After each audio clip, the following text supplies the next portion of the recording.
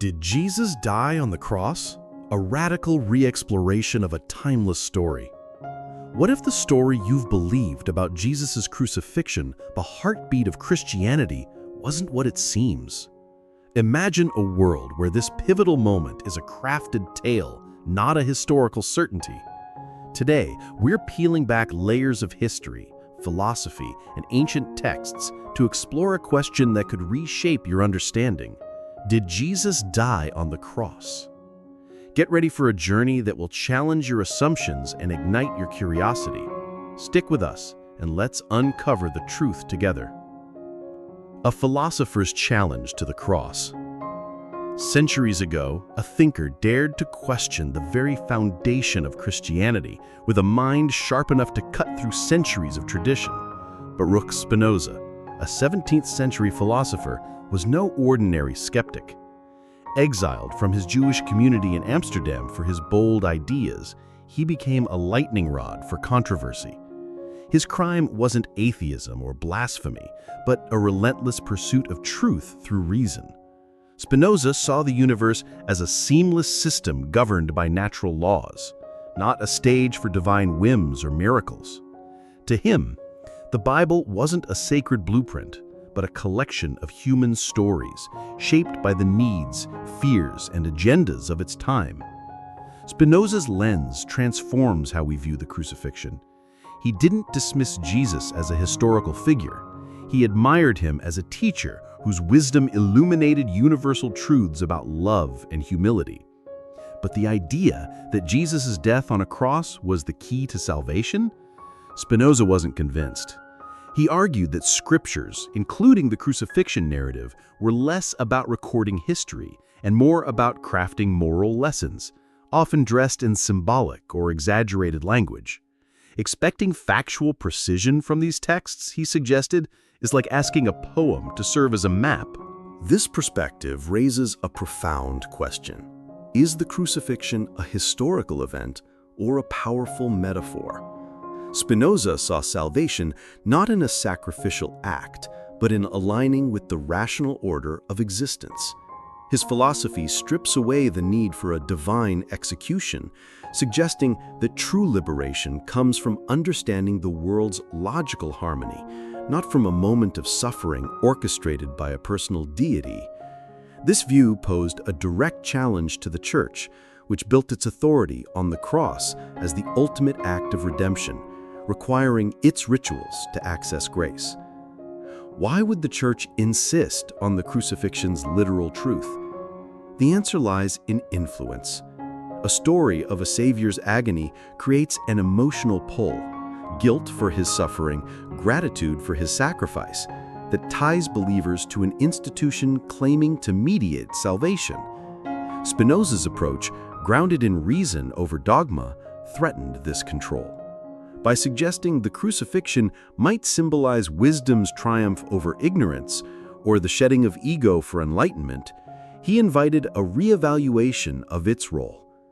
Could Jesus' teachings, not his death, be the true heart of his legacy?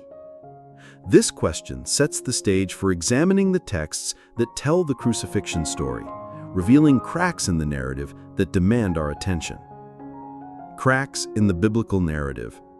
The Gospels, Matthew, Mark, Luke, and John, paint a gripping picture of Jesus' crucifixion as the ultimate sacrifice for humanity's redemption. Yet, when you zoom in on these accounts, the details don't align as neatly as tradition suggests. Each Gospel tells the story differently, with inconsistencies that raise questions about its historical reliability. These aren't minor discrepancies. They're significant enough to make you wonder if the crucifixion narrative was more about conveying a message than documenting an event. Consider the moment of Jesus' death. In Matthew, Jesus cries out, "Why have you abandoned me?" A raw, human plea that seems at odds with the idea of a divine figure fully aware of his cosmic purpose. If Jesus was God incarnate, as Christian doctrine asserts, why express such doubt? The resurrection accounts are even less cohesive. Matthew describes an angel announcing Jesus' return, Mark mentions a mysterious young man, Luke introduces two radiant figures, and John has Jesus appearing directly to his followers. These variations suggest each gospel was tailored to a specific audience, shaped by theological priorities rather than a unified historical record. Then there's the empty tomb, a cornerstone of the resurrection story. Why was it empty? Was Jesus' body raised, removed, or never placed there? John's account of neatly folded burial linens adds intrigue. Why would a thief pause to tidy up? Beyond the Gospels, external evidence is strikingly absent. Crucifixion was routine in Roman Judea, yet no contemporary Roman or Jewish records mention Jesus' execution. The Gospels, written decades after the events, weren't neutral histories, but persuasive texts meant to inspire faith, not preserve facts. Non-canonical texts, excluded from the Bible, deepen the mystery. The Gospel of Judas, unearthed in the 1970s, presents Judas not as a betrayer, but as a trusted ally, helping Jesus fulfill a spiritual mission by betraying him to free his divine essence. The Second Treatise of the Great Seth suggests Simon of Cyrene, not Jesus, was crucified, implying a case of mistaken identity. The Acts of John goes further, proposing Jesus observed his own crucifixion from afar, hinting at survival. These texts reveal early Christian communities held diverse beliefs, some viewing the crucifixion as symbolic or staged, not literal. Why were these alternative accounts suppressed? They threatened the Church's unified narrative, which tied salvation to a literal death and resurrection. By canonizing 4 Gospels and sidelining others, the Church cemented its authority as the sole interpreter of Jesus' story. This control was vital. A singular narrative reinforced the Church's role as the gatekeeper of redemption. Spinoza's rational approach aligns here, suggesting the Bible's stories were crafted for moral impact, not historical accuracy. As we explore further, the lack of external evidence and the presence of conflicting accounts push us to question the crucifixion's certainty, setting the stage for a deeper look at historical and physical clues. Shadows of evidence and the shroud's mystery. If the crucifixion is the defining moment of Christianity, why is hard evidence so hard to come by? Beyond the Gospels, written decades after Jesus' life, historical records from the time are silent. No Roman or Jewish documents from the 1st century mention a preacher named Jesus being crucified, despite the practice being common. This absence doesn't disprove the event, but it casts a shadow over a story so central to a global faith, prompting us to dig deeper into the clues we have. One of the most dated artifacts is the Shroud of Turin, a linen cloth bearing the faint image of a crucified man. For many, it's a sacred relic, Jesus' burial cloth, proof of his suffering and death. Yet science muddies the waters. Radiocarbon tests in the 1980s dated the shroud to the 13th or 14th century, pointing to a medieval origin. Some argue the tested sample was from a repaired section, and traces of pollen from Jerusalem area plants suggest an older provenance. Even if authentic, though, the shroud only shows a crucified man, not necessarily Jesus and not necessarily deceased. It could be a masterful forgery, a natural imprint, or evidence of someone else entirely. Historical context adds another layer of intrigue. Crucifixion was a brutal, drawn-out punishment, often lasting days. Yet the Gospels claim Jesus died in just 6 hours, an unusually swift end. Medical analysis of the Gospel accounts, particularly John's mention of a spear wound yielding blood and water, suggests Jesus may have been alive, with fluid buildup from shock rather than death. Historical records, like the Jewish historian Josephus's account of a crucifixion survivor, show that survival was rare but possible, especially for someone as physically resilient as Jesus is described to be. The empty tomb fuels further speculation. The Gospels describe it as discovered empty 3 days after Jesus' burial, with neatly folded burial linens.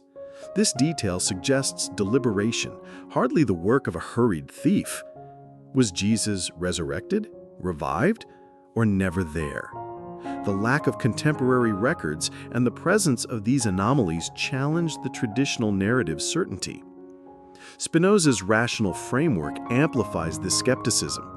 If the crucifixion's historical foundation is shaky, its theological weight, salvation through a sacrificial death, becomes less convincing. The Church's insistence on a literal crucifixion may reflect a strategic choice.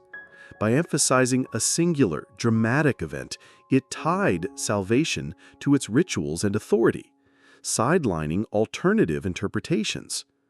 Early Christian texts, like those suggesting Jesus survived or the crucifixion was symbolic, were suppressed to maintain this control. These dissenting voices, as we'll explore next, reveal a diversity of belief that complicates the standard story. The gaps in evidence and the tantalizing hints of alternative narratives push us to question what we've been taught about Jesus' fate, urging us to closer look at the early Christians who challenged the crucifixion's reality. Echoes of doubt in early Christianity. The notion that Jesus wasn't crucified isn't a modern invention. It was a debate that simmered among the earliest Christians. In the 1st century, as Christianity took shape, not all believers agreed on the crucifixion's reality.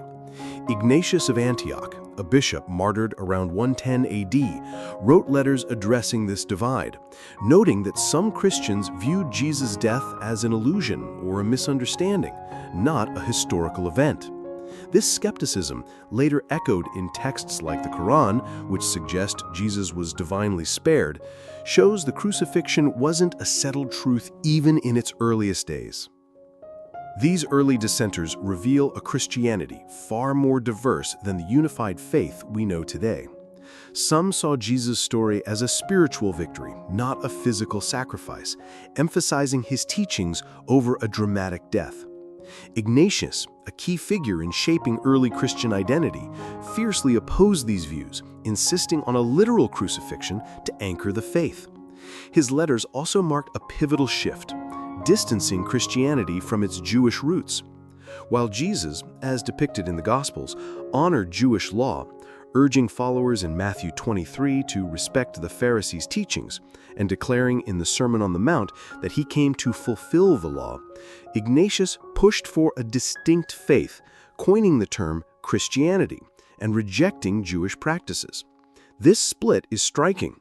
Jesus' brother, James, leader of the Jerusalem church, and many early Jewish Christians, as described in Acts 21, were devoted to the Torah, observing rituals like circumcision. Yet Ignatius, a Gentile Christian, crafted a narrative that sidelined these roots, centering the crucifixion as the faith's defining moment. Why? A literal crucifixion tied salvation to a single, dramatic act, reinforcing the church's role as its interpreter. Alternative views, like those of early skeptics who saw Jesus' story as symbolic, threatened this authority by suggesting salvation lay in ethical living, not a sacrificial death. Spinoza's rational lens aligns with these early doubters. He saw the Bible as a human creation, not divine revelation, and argued that its stories, including the crucifixion, served moral and political purposes.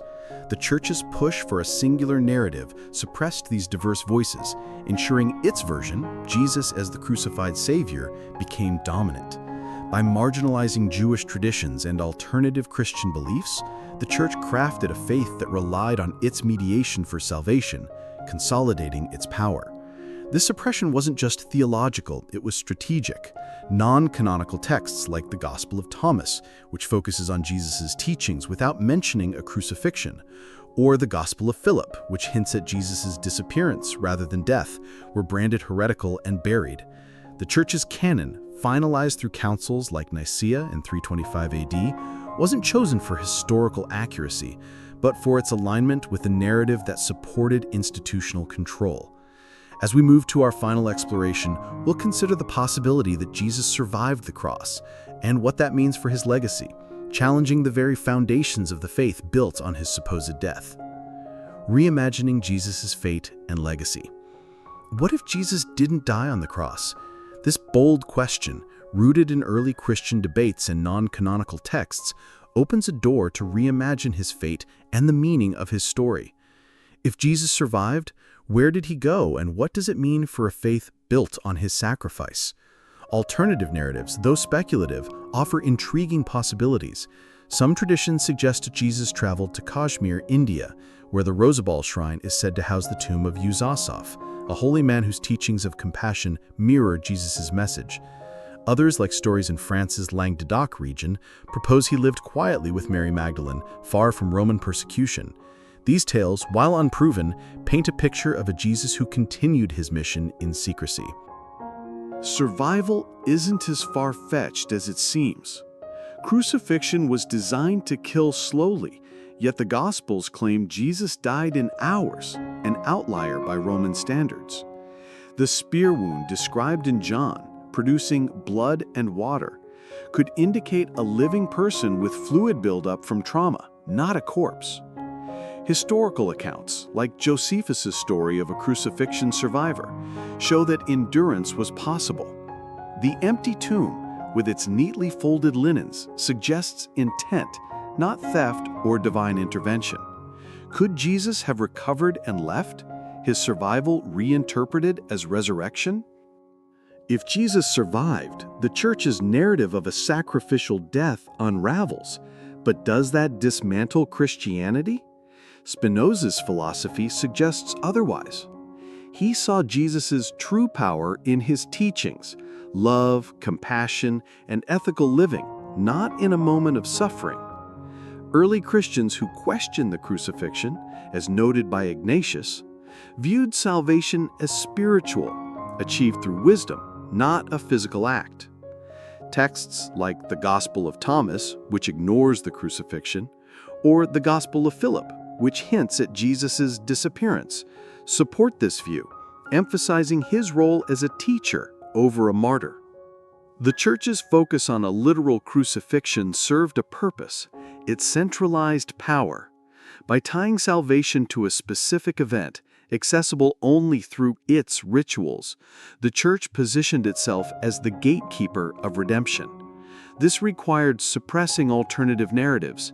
Texts like the Gospel of Judas, which frames the crucifixion as a symbolic act, were buried, and their proponents silenced. The canon, shaped by councils like Nicaea, was a deliberate choice to favor a story that reinforced control, sidelining Jesus' Jewish roots and the diversity of early Christian thought. Yet, Jesus' teachings endure, whether he died or lived. If the crucifixion is a metaphor or myth, Christianity can shift toward his message of compassion and reason, free from dogma. Spinoza's call to question texts as human creations, not divine mandates, invites us to see salvation as personal, a journey of understanding, not obedience to a prescribed event. This perspective challenges the Church's authority, but doesn't diminish Jesus' impact. It reframes him as a human figure whose wisdom transcends a single moment. The crucifixion story, with its echoes in ancient myths like Osiris or Mithra, suggests a pattern. These tales of dying and rising gods, born of virgins or marked by betrayal, predate Jesus, hinting that his narrative was shaped to fit a familiar archetype. The Church adopted elements like the December 25th birth date tied to the Roman sun god to ease conversions. This doesn't negate Jesus' teachings, but reveals a constructed narrative designed to resonate emotionally and ensure loyalty. Spinoza, without access to these parallels, intuited this, arguing that religious stories serve social order, not historical truth. What does this mean for us today? The question isn't just whether Jesus was crucified, but what his story represents. Is it a call to blind faith or an invitation to question and seek truth? If the crucifixion is a crafted tale, it doesn't erase Jesus' legacy. It liberates it from institutional chains. His message of love and ethics can stand alone, unburdened by a need for a literal cross. Spinoza's courage to read scriptures critically, despite exile, challenges us to do the same, to look beyond dogma and embrace reason. This journey leaves us with a choice: cling to a narrative crafted for control, or explore Jesus' story as a human quest for truth. His teachings, not a moment of suffering, may hold the real power. What do you think? Could Jesus have survived, and does it change how you see his legacy? Drop your thoughts in the comments. Hit that like button and subscribe to our channel, The Lost Gospels of Jesus, for more content that dares to question. Click the bell to stay updated and share this video with a friend who loves big ideas. Let's keep seeking the truth together.